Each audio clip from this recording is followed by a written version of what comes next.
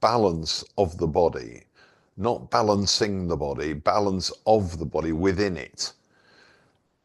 And in this case, you've got something lifted, haven't you? Your arms. So therefore, you need to let your back feel like it's sinking. So when your arms lift in the front, the back needs to sink.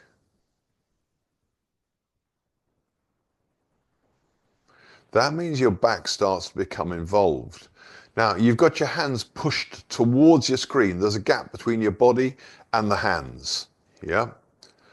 Now, you don't try and make the gap, you don't try and do exactly the same thing with your back, but because something has gone forwards towards your screen, you need to feel as though something is going backwards. So you're very conscious of your spine in the middle there, shoulder blades and downwards, you know, the mid-spine. You're conscious of that, counterbalancing the arms in front, which you don't push it out, because otherwise you're just going to be sort of bent over. But we're aware of the fact that something's going forward, so you have to counterbalance with something going backwards.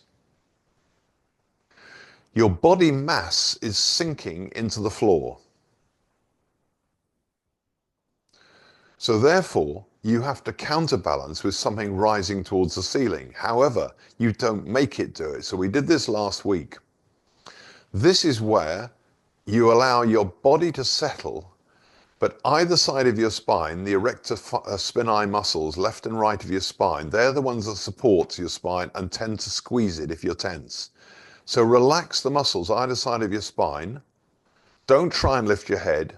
If you let go of the muscles, the spine will undo slightly. It's like the spring will uncoil and you will stand up more.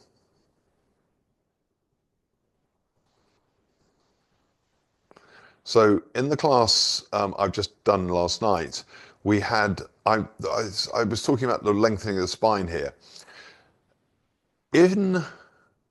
I mean, it's not done so much these days, I think, but certainly back in the sort of the 20s up to the 60s, I suspect, there were people would go to deportment classes. I think Switzerland was quite famous for deportment classes. I don't know why, but and you'd have a book on the crown of your head. You've now got an encyclopedia on the crown of your head. It's a really heavy one. All you want to do is to support that encyclopedia, not try and lift it up. In other words, you feel, just picture it on top of your head, feel as if it's really there, and all you're trying to do is make sure it doesn't crush your spine. You're not trying to lift it any further up, you're just trying to not let it squash you. Now keep doing that and very slowly lower your arms in front of you till they're about 45 degrees. You've still got your encyclopedia on your head. You're allowing your spine to undo so it supports the massive book on top of you.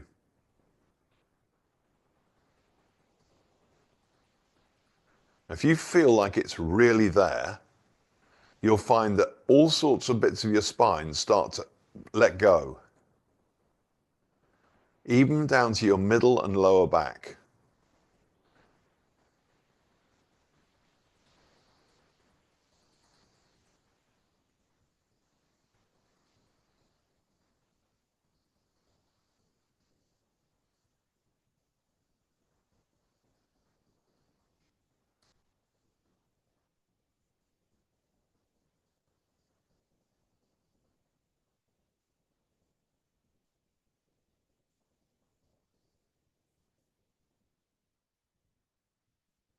And then very slowly lower your hands. Let them go, let the fingers go, let everything go and stand up. Backs of your hands on your kidneys. Lift, stretch the calf and well, it's mainly stretch the quads, but you're actually stretching the calf as well. So when you lift up, I've noticed people just go like this and they go up here. Push the leg forward and then bend it. That's important. Push the leg forward, bend it. Yeah, just do a few of those.